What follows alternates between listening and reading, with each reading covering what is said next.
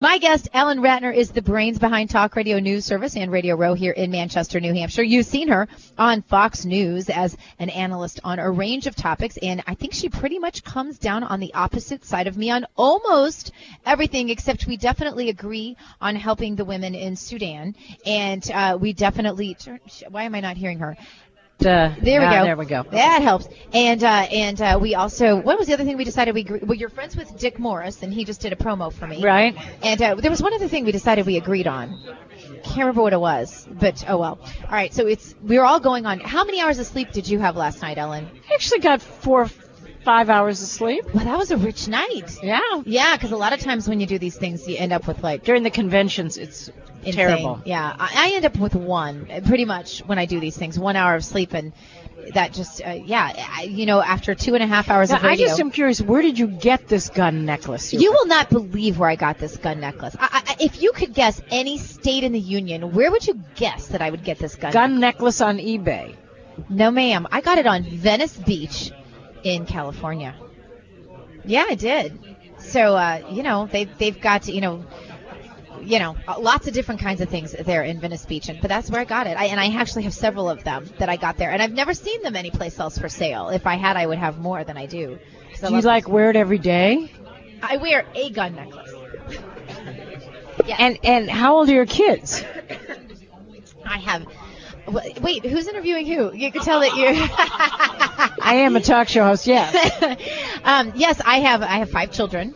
And my oldest is 16, and I have 2 little guys that are 5, one we adopted who has Down syndrome. And they don't say, Mommy, why are you wearing a gun necklace?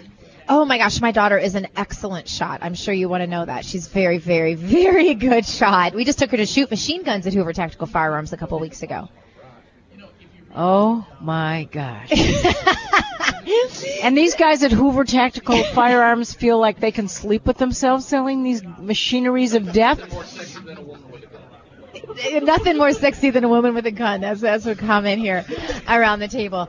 Well, Ellen, I think we take a different perspective. I see like this. You know how you always hear along liberal lines, they say, people with big guns are compensating for something. I am definitely compensating for something that, like you, I am 5'1". Are you 5 foot? 4'10". 4'10". And I am compensating for that because I know that if he comes after me, or he comes after me, or he comes after me, or she comes after me, I don't have a fighting chance. My gun is my compensation, and that puts us on an even playing field, and I like that. And I also like it for my kids. Oh, my gosh. Ellen, you're going to have to come visit Alabama with me and get a taste of true God and guns. We actually have a Girls and Guns segment on the show, and we're going to start a ladies' whole gun group at Hoover Tactical, so you could join us.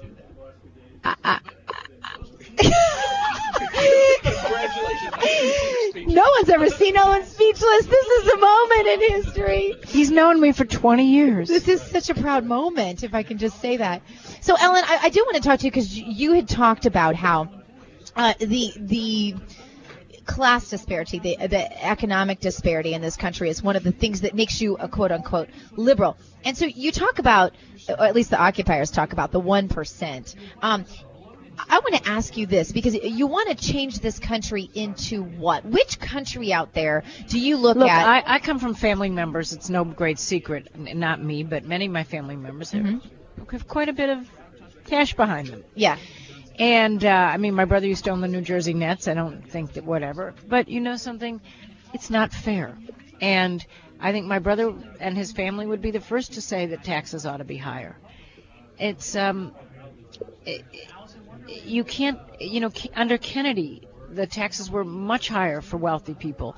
And the difference between a manager and an online worker was not, 50 times difference. It was 7 or 8 times difference. And that made for a much happier country. And if we don't make a happy country, and a country where everybody feels that they have a chance, we're not going to have a country at all.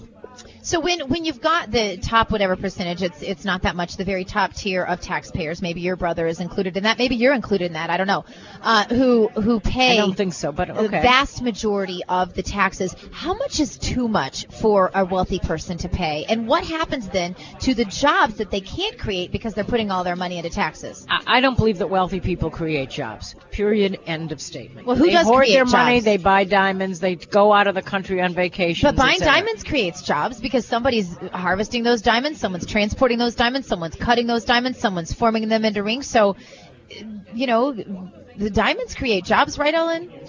Yes. I mean, I've jeweler friends. But they that don't create the kinds really of jobs sad. that we're really looking for, and they don't create. Look, we all pay into Who the does infrastructure. create those jobs? Well, I think a lot of middle class people do, but when you have Bain Capital and people like Staples that pay very low wages, those are not great jobs. And in fact, they cut out the guy who ran the stationery store down the road. They're not great jobs. So what country is doing it right, in your opinion? What would you like the United States to look like? Which country? I would like the United States to look like the United States, and I would like it to have some of the qualities that, look, we're one of the finest countries in the world in terms of our multiculturalism. We're one of the finest countries in the world in terms of really allowing many people to have a lot of opportunity. But we also have fallen down on that since I grew up, and I'm an old goat, old bat, whatever. And when I grew up in the 50s, it's a very different place right now. There wasn't that huge, yes, of course there were the robber barons that we all learned about in school and the Rockefellers and this, that, and the other. But there weren't so many of those people. There were a few of them. Mm-hmm. There are a few of the Bill Gates types, and there always will in every society. But there was a much more sense that we were all in this together. And so is there a country out there, even in history, where there wasn't this 1% that was that Oh, yeah. I mean, I think you could look oppressive? now. I've been to, if you go into Sweden or you go into Norway, they're much more equal countries. And they provide much more child care and ability for parents to be at home with their children and to work together and to educate in the first 4 or 5 years of life. All right, and I want to get to talking to you. You also mentioned gay rights being an important issue to you. Tell me why government needs to have a role in that, because you and I have talked about this privately, and I told you that I know gay people who are friends of mine who are conservatives who don't feel like government needs to have a role in what they do in their private lives. And liberals will say that on the abortion issue, get out of our bedroom, and then they're like wanting you right back in the bedroom when we're talking about gay rights. I'm a married woman, and I'm married to a woman, and I'm married to a woman who was a U-2 pilot, and I'm married to a woman who was who was an Air Force Academy graduate. And I will tell you that being married gives me, just on one thing alone, taxes and life insurance. And inheritance taxes, ability to file jointly, things that I can do in states. I'm sorry. If the state grants it to breeders, it can grant it to gay people. Now, you're a breeder. Breeders. Now, I am curious about that because I honestly have to say I've never been called that, at least not to my face. At least not to my face. Not ever been called a breeder. How is that? How does that fit, Ellen, into the civil discourse that liberals purport to want? Listen, I've been called a queer. You can be called a breeder. It's no big deal. I haven't called you a queer. No, but other people do. Okay. All right. Well, so. And the argument is, well, you guys don't have children. You're not breeders, essentially, so therefore you don't need to have gay marriage. Right. And I think that, the people that I talk to that don't like government involved in gay marriage say that, it's just not the place of government to tell people. Government should do one thing. Every marriage should be a civil union, and let the churches and synagogues and mosques and this, that, and the other do all the other things. Let's every quote-unquote relationship, marriage, whatever you want to call it, be essentially the same kind of contract that you have with civil unions, and let's get the word marriage out of it for both folks. Is a civil union okay between not if you guys have a marriage and I have a civil union. No, it's not okay. Is a civil union okay between? I'm just wondering how far you take this, between a man and a boy? Of course not. Okay, I'm just wondering how far. What planet are you on? No. I'm on a planet that loves guns, so I'm just asking you. We obviously don't subsist in the same planet, so I'm just asking you. I want to know where our differences are. My first book was on child abuse. I was a psychotherapist for 20 years. There are people, 20 though, years. that will advocate that should be okay. They are really sick, and I won't say the second word on the air. I appreciate that. No. I mean, there is absolutely no reason why two people who love each other and committed, and, if you look at the anthropological studies, it's about 4% across all cultures.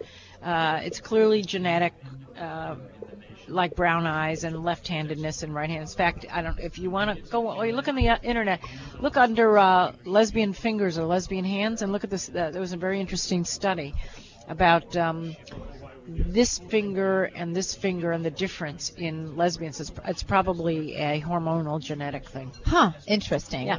Interesting. Gay brains. Simon LeVay was the guy that did the work on gay brains, too. Well, you have to write laws. I mean, that's the thing, Ellen. You can believe what you believe. I can believe what I believe. Laws have to be written. So if we're going to say that, even though our country was basically founded one man, one woman, and we're going to include in that now gay marriage, transgendered marriage, do we include in that 3 people getting married? I'm just curious. No, I think that we have a very clear perception in our society about 2 people. And I think that the argument that you people on the right like to make is, it's going to include young boys, or it's going to include 3 people. Come on, get a break. I was a therapist for a number of years. I was a family therapist. I saw straight people. I saw gay people. I saw anything in between and whatever. And I'll tell you, when somebody has more than one partner, it is not a pretty picture, because there's a lot of jealousy, a lot of anger, a lot of hurt, etc. I mean, look, I work in South Sudan. It is a Christian country, but people have multiple wives. And there is a lot of pain. Yeah, can imagine. Yeah, absolutely. All right. Well, my guest, and I'm so glad to have her, Ellen Ratner. She is definitely a liberal on the other side of the spectrum from me. But you know what? The cool thing is, I know, right? You need to come to Alabama and come shooting with me, Ellen. We could call Fox News. They could come cover it. You know what? You need to know, Ellen, is that women, when they start shooting, are more accurate than men at hitting the target. It's true. Yeah. Well, my partner she was not only an Air Force Academy graduate, but she was also a cockpit. They carry guns in the cockpit if you're, sure. You take the course through absolutely. Whatever. But and probably a darn good shot. Not for me. A well-regulated militia. I think you guys have forgotten about that. All right. That is Ellen Ratner from Fox News, from Talk Radio News Service, and Old Goats Giving Goats. Give us your website one more time, Ellen. It's Goats for the Old Goat. Goats? GOATS for the oldgoat.com or .org. It goes the same place. Awesome. Thanks so much, Ellen, for being on the